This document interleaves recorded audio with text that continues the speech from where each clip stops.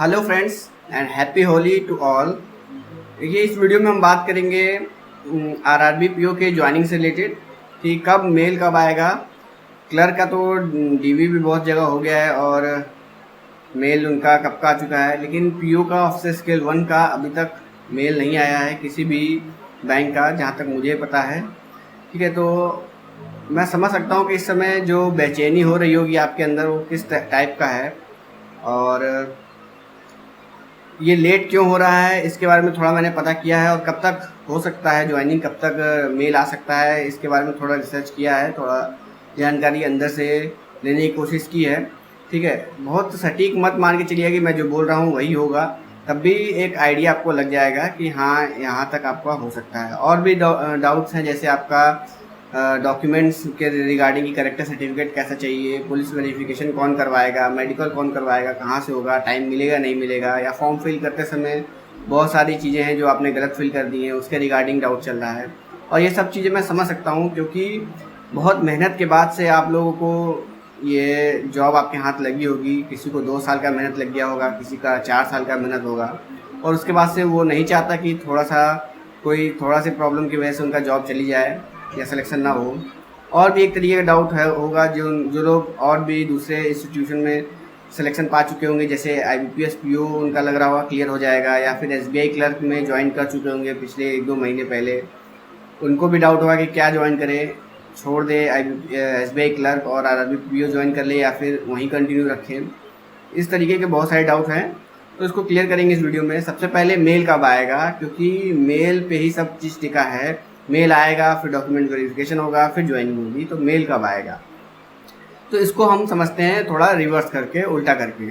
ठीक है, देखिए इस समय क्यों डिले चल रहा है। जहाँ तक मैंने पता किया है, मुझे मालूम चला है कि डिले होने का बहुत 2-3 कारण हैं। जैसे कि पहला मेन रीज़न ये है कि अमलगमेशन जो हुआ है, आरआरबीज का अमलगमेशन जो हुआ है, जैसे बड़ौदा यूपी बैंक में आपका काशी गोमती बैंक और काशी गोमती और पूर्वांचल बैंक मर्ज हो गए हैं, अमलगमेट हो गए हैं। तो इसके वजह से डिले हो रहा है कि क्योंकि पहले क्या था, ये काशी गोमती अपना अलग रिक्रूटमेंट करता था और प्रथमा बैंक अपना अलग रिक्रूटमेंट करता था, बड़ौदा यूपी बैंक अपना अलग रिक्रूटमेंट करता था। लेकिन इस बार ये मर्ज होके एक साथ हो रहा है। तो देखिए, अभी तक अमलगमेशन का पूरा प्रोसेस कंप्लीट नहीं हो पाया। अभी भी हमारे सिस्टम जो है, जैसे काशी गोमती का जो सॉफ्टवेयर था, सिस्टम था, पूरा अलग चल रहा है, पूर्वांचल का अपना अलग चल रहा है, बड़ौदा का अलग चल रहा है। सर्कुलर ज्वाइंट सर्कुलर आ रहा है, उस पर वर्क हो रहा है, लेकिन सबका सिस्टम इंटीग्रेट अभी तक नहीं हुआ है। तो जो एम्प्लॉय डाटाबेस है वो अभी तक इंटीग्रेट नहीं हो पाया है। तो ये सारी चीज़ें बैकएंड में अभी हो रही हैं, बहुत तेज़ से हो रही हैं, इसके वजह से डिले हो रहा है। क्योंकि मुझे जहाँ तक लग रहा था कि मार्च एंड लास्ट वीक जो है, ये वीक में आपका मेल आ जाना चाहिए था, और फर्स्ट वीक में आपका DV होके 15 अप्रैल तक ज्वाइनिंग, मैक्सिमम 10 से 15 अप्रैल के बीच में आपकी ज्वाइनिंग हो जानी चाहिए थी। लेकिन अभी तक मेल नहीं आया है, इसका मतलब थोड़ा प्रोसेस डिले होगा। और अब ज़्यादा डिले नहीं होगा, क्योंकि जो ये स्टाफ को मर्ज करने वाला, जो इनका डाटाबेस को मर्ज करने वाला प्रोसेस था, वो लगभग कंप्लीट हो चुका है। हमारे बैंक से भी जो काशी गोमती का था, उनका भी डाटा ले लिया जा चुका है, और उनको बस अब मर्ज करना है, इंटीग्रेट करना है उन्हें। क्योंकि जब इस बार जो रिक्रूटमेंट होगा वो सीधे बड़ौदा यूपी बैंक के नाम से होगा, और फिर तो जहाँ जहाँ स्टाफ की ज़रूरत होगी उनको उस तरीके से पोस्टिंग देनी है। तो ये बहुत बड़ा टास्क है HR के ऊपर, उसको ये लोग सॉर्ट आउट करने में लगे, इसलिए टाइम लग रहा है। ठीक है, एक कारण है ये।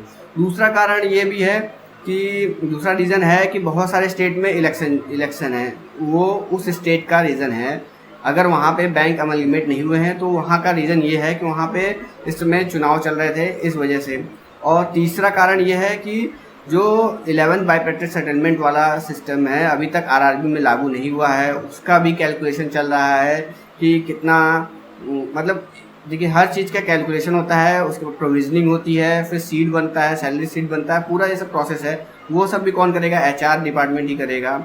और तो ये सब काम में वो लगे हुए हैं। तो ये सारी चीज़, और बीच में स्ट्राइक हो गई 2-3 दिन, तो ये सारी चीज़ें इस प्रोसेस को डिले करी हैं। लेकिन मैक्स टू मैक्स अप्रैल 20 से 25 तक ज्वाइनिंग हो जानी चाहिए। तो अब हम पीछे से आएंगे अगर 20 से 25 तारीख तक में आपकी ज्वाइनिंग हो जानी चाहिए। इसका मतलब एक हफ्ते पहले या 10 दिन पहले तक आपका डॉक्यूमेंट वेरिफिकेशन होना चाहिए। मतलब 10 से 15 के बीच में आपका डॉक्यूमेंट वेरिफिकेशन हो जाना चाहिए। अब 10 से 15 के बीच में आपका डॉक्यूमेंट वेरिफिकेशन होना है तो उसके एक हफ्ते से 10 दिन पहले आपका मेल आ जाना चाहिए। मतलब अप्रैल फर्स्ट वीक में आपका मेल आ जाना चाहिए। अगर कोई अनहोनी ना होए, कोई डिले, सडन कोई कारण की वजह से डिले ना होए। अब अमलगमेशन वाला जो डिले है वो तो सॉर्ट आउट हो चुका है लगभग सारे बैंकों में। 2-4 दिन और लगेंगे, मतलब इस महीने के 2-4 दिन जो बचे हैं उसमें वो सॉर्ट आउट कर लेंगे। तो फर्स्ट वीक में आपका मेल आ जाना चाहिए।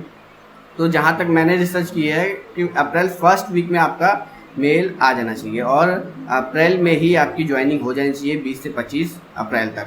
और आप पीछे हिस्ट्री भी देखेंगे अगर आरआरबीज़ का, तो जब भी इलेक्शन रहा है, इलेक्शन के टाइम में आपका आरआरबीज़ में ज्वाइनिंग अप्रैल में ही हुआ है और अप्रैल 20 के अराउंड ही हुआ है। और जब जिस साल इलेक्शन नहीं रहा है उस साल आप देखेंगे फरवरी मार्च में आपकी ज्वाइनिंग हो जाती है। जैसे मेरी ज्वाइनिंग लास्ट ईयर हुई थी तो इलेक्शन नहीं था। लास्ट ईयर मेरी ज्वाइनिंग आपका 6 फरवरी को हो गया था। तो इस तरीके से। और इसके पहले 2017 के बैच जो था, नहीं 18 के बैच जो था, 2018 के बैच की ज्वाइनिंग अप्रैल में हुई थी, 20 अप्रैल को ज्वाइनिंग हुई थी। तो आप देख सकते हैं जब इलेक्शन रहता है तो अप्रैल लास्ट वीक के पहले तक ज्वाइनिंग हो जाती है और जिस साल इलेक्शन नहीं होता है उसमें फरवरी फर्स्ट वीक या मार्च फर्स्ट वीक तक आपकी ज्वाइनिंग हो जाती है। तो ये रहा मेल का मेरे एनालिसिस से। और डेट चेंज हो सकता है, वो आपके बैंक टू बैंक डिपेंड करता है, ठीक है। तो मेल का ये हो गया सिस्टम। दूसरा जो डॉक्यूमेंट्स रिलेटेड आपके जो डाउट चल रहे हैं, कि पहले बात कर लेते हैं उसका, कि जो लोग गलत फॉर्म फिल कर दिए, फॉर्म फिल करते समय किसी का नाम मिस्टेक हो गया है, किसी का एड्रेस मिस्टेक हो गया है, कुछ भी, या फिर परसेंटेज उन्होंने गलत डाल दिया है, ग्रेजुएशन का डेट गलत मेंशन कर दिया है। देखिए, आप PO as an officer select हो रहे हैं तो थोड़ा अपना दिमाग भी लगाइएगा कि जब तक कोई ब्लंडर मिस्टेक नहीं होगा कोई आपकी जो कैंडिडेचर जो है उसको रिजेक्ट नहीं करेगा। आप जब तक इंटरव्यू का डॉक्यूमेंट वेरिफिकेशन तक का प्रोसेस था वहाँ तक आपको बहुत ज़्यादा रिस्क था। वहाँ से बहुत सही लोगों को वो फिल्टर करके बैंक को दिए हैं। अब यहाँ पे बैंक जब तक कुछ ब्लंडर ना हो जाए तब तक आपको रिजेक्ट नहीं करेगा। ब्लंडर इन द सेंस आपका नाम अमित है और आपने वहाँ पे सुमित मेंशन किया हुआ है, आपके सारे डॉक्यूमेंट अमित के नाम से है, तो मतलब अमित और सुमित दोनों एकदम बिल्कुल अलग है। अब लेकिन अगर आपका नाम अमित कुमार सिंह है, आपने लिखा फॉर्म में अमित कुमार सिंह लेकिन डॉक्यूमेंट में अमित सिंह है, तो इतना चल जाएगा। वो उसका कोई ना कोई प्रोसेस बता के उसको कर लिया जाएगा, मतलब एफिडेविट बनवा लिया जाएगा या फिर ऐसे ही चल जाने दिया जाएगा।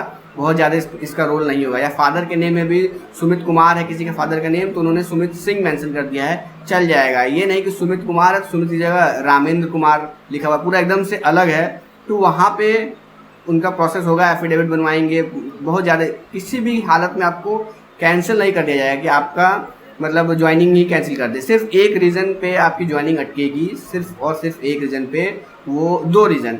एक रीज़न तो आपका कास्ट सर्टिफिकेट से रिलेटेड होगा कि अगर आप कास्ट सर्टिफिकेट मतलब कैटेगरी लिए हुए हैं, कैटेगरी से आपकी ज्वाइनिंग हो रही है और आपका कैटेगरी वाला सर्टिफिकेट गलत हो जाए तो वहाँ पे आपको बाहर कर दिया जाएगा कि मतलब आप SC ST के कोटा पे आए हैं और आपके पास SC ST का सर्टिफिकेट नहीं है, तो वहाँ बाहर कर दिया जाएगा। दूसरा कि आप अगर किसी गवर्नमेंट एम्प्लॉय हैं, पहले से किसी गवर्नमेंट ऑर्गेनाइजेशन में वर्क करते हैं और आपके पास NOC नहीं है, तो बस ये 2 कारण हैं, मेजर कारण। बाकी तो जैसे ग्रेजुएशन का डेट आपने गलत डाल दिया है, कोई बात नहीं, एलिजिबिलिटी ईयर है उसके अंदर होना चाहिए, ईयर जो है मेंशन किया हुआ है वो अंदर होना चाहिए। ये अगर आपने गलत फिल कर दिया है कोई बात नहीं, आपके पास जो अभी इस टाइम में प्रेजेंट में ओरिजिनल डॉक्यूमेंट है उसमें जो डेट है वो एलिजिबिलिटी ईयर के अंदर होना चाहिए। ये सारी चीज़ें, और बाकी डॉक्यूमेंट की वजह से किसी को बाहर नहीं किया जाएगा, तो ये दिमाग से निकाल दो। मैं समझ सकता हूँ कि बहुत मेहनत की वजह से मिला है नौकरी, तो बहुत ज़्यादा प्रेस दिमाग में जोर पड़ता ही है कि कहीं बाहर ना हो जाओ, लेकिन किसी को बाहर नहीं करेंगे। बैंक में बहुत सारे स्टाफ आपको एकदम सपोर्टिव मिलेंगे, कोई भी आपको ऐसे भगाने वाला नहीं बैठा होगा वहाँ की हाँ इसको तो निकालना ही है, ऐसे बैठा नहीं होगा। तो वहाँ पे ऐसे बैठेंगे हाँ इसको लेना ही है, आप किसी भी तरीके से चला के आपको ले लिया जाएगा अंदर, ठीक है। तो डॉक्यूमेंट से रिलेटेड कोई भी परेशान मत हो, वहाँ पे आपका सॉर्ट आउट कर लिया जाएगा। दूसरी बात मेडिकल से रिलेटेड है और पुलिस वेरिफिकेशन और कैट के सर्टिफिकेट, तो मेल आ जाने दो, मेल पे क्या मेंशन रहेगा वही आपको करना है। क्लर्क का मेल देख के आप अपना बनवाने मत लगो, क्योंकि क्लर्क का और पीओ का अलग अलग होता है, एकदम बिल्कुल सेम नहीं होता। तो क्या प्रोसेस होगा वो आपके मेल पे क्लियरली मेंशन होगा। जहाँ तक मेरा प्रोसेस हुआ था वो मैं अगर बताऊँ तो कैरेक्टर सर्टिफिकेट नाम की चीज़ ही नहीं थी हमारे ज्वाइनिंग के टाइम पे। तो कैरेक्टर सर्टिफिकेट हमें चाहिए ही नहीं था, रेफरी चाहिए था, और पुलिस वेरिफिकेशन हुआ था, मेडिकल हुआ था। रेफरी में आप कोई भी दे सकते हैं, नेबर वगैरह, नेबर में कोई भी हो, आपके डायरेक्टली आपसे रिलेटेड ना हो, मतलब आपका फैमिली मेम्बर नहीं होना चाहिए। बाकी आपके दोस्त वगैरह कोई भी हो, आप उसका रेफरेंस ले सकते हैं। बस आपको फॉर्मेट दिया जाएगा, उसको भर लीजिए, आधार कार्ड उनका लगा लीजिए, साइन करा लीजिए, हो गया। पुलिस वेरिफिकेशन हमारे टाइम पे बैंक ने करवाया था। हाँ, एक फॉर्मेट मिला था आपको भर के, वहाँ एचआर में, मतलब जब डॉक्यूमेंट वेरिफिकेशन होगा वहाँ पे सबमिट करना था। पुलिस से वेरिफिकेशन नहीं कराना था, आपको फॉर्मेट दिया था, आप उसको भर के जब डीवी होगा वहाँ सबमिट करना था। वो उस फॉर्मेट के हिसाब से आपका पुलिस वेरिफिकेशन कराएंगे, उसको भेज देते हैं। वो आपके जो आपने उसमें मेंशन किया होगा आपका थाना क्या पड़ता है, उस थाने पे वो भेज देते हैं। फिर वो थाने से या तो आपको कॉल करके बुलाएंगे या फिर वो खुद आके आपके घर पे वेरिफिकेशन कर लेंगे, कोई पैसा भी नहीं लगता है। ठीक है। मेडिकल का बताऊँ तो मेडिकल हुआ था हमारे टाइम पे, ये बता दिया गया था 2-3 हॉस्पिटल का नाम, आप उन 2-3 हॉस्पिटल में से किसी हॉस्पिटल पे जा सकते थे। बस उन्हीं जो स्पेसिफाइड हॉस्पिटल थे उन्हीं हॉस्पिटल में जाना था। उस हॉस्पिटल पे गए, वहाँ पे हमने अपना कॉल लेटर शो किया, फिर वहाँ पे 500 रुपये फ़ीस था, 500 फ़ीस दिया। उन्होंने जो उनको करना था, जो उनको बैंक वालों ने बताया था कि ये टेस्ट करना है, उन्होंने वो सारे टेस्ट किए और सिंपल उसी दिन हमें छोड़ दिया। बस हमें रिपोर्ट भी नहीं मिली, रिपोर्ट डायरेक्ट बैंक पहुँच गई। इस तरीके से हमारा मेडिकल हुआ था। और मेडिकल में मत परेशान होना कि आई टेस्ट की वजह से मेरा बाहर हो जाएगा, मेरा इतना पावर है, मेरा उतना पावर है। कोई भी टेस्ट, जब तक कोई ब्लंडर बीमारी नहीं हो, कोई ऐसी बीमारी जो आपकी सर्विस को आगे जाके रेंटर ना करे, तब तक वो आपको बाहर नहीं करेंगे। जैसे कि आपको टीबी हो गया हो, ठीक है, अगर आपको टीबी है इस टाइम पे, लेकिन वो क्योरेबल है, वो डॉक्टर बता रहा है कि हाँ ठीक हो जाएंगे, तो भी आपको जब तक वो बीमारी सही नहीं होती तब तक लेंगे नहीं, लेकिन बीमारी सही होने के बाद ले लेंगे। आपको HIV है या फिर आपको कैंसर है, इस तरीके की बड़ी बीमारियाँ जब तक आपको नहीं होगी तब तक वो, तब भी आपको कैंसिल नहीं किया जाएगा, तब आपको ट्रीटमेंट के लिए भेज दिया जाएगा कि आपका ट्रीटमेंट, जब वो बैंक नहीं कराएगी, आपको खुद कराना है। ट्रीटमेंट जब आपका हो जाएगा फिर वो आपको बैंक रिक्रूटमेंट में ले लेगी, ठीक है, कैंसिल नहीं करेगी। हाँ, और बाकी छोटी मोटी बीमारियाँ जैसे ब्लड प्रेशर हो गया, शुगर हो गया, इसके लिए कोई दिक्कत नहीं है। और आँख के लिए भी कोई दिक्कत नहीं है। जब बैंक में अंधों को नौकरी मिल जाती है तो आपके पावर कितना भी हो उससे कोई फ़र्क नहीं पड़ता है, ठीक है। तो ये हो गया आपका मेडिकल से रिलेटेड, पुलिस वेरिफिकेशन हो गया, डॉक्यूमेंटेशन हो गया, बस और ज़्यादा कोई दिक्कत तो होगी नहीं। मेल का भी मैंने बता दिया। और बैंक में RRB के बाद क्या है, मतलब क्या सिस्टम हो सकता है ग्रोथ के लिए, उसके बारे में बात करेंगे। इसी के बाद नेक्स्ट वीडियो अपलोड करता हूँ, क्योंकि ये वीडियो लंबी हो रही है मुझे दिख रहा है, ठीक है। तो नेक्स्ट वीडियो में हम बात करेंगे RRB के बाद आप क्या कर सकते हैं आगे।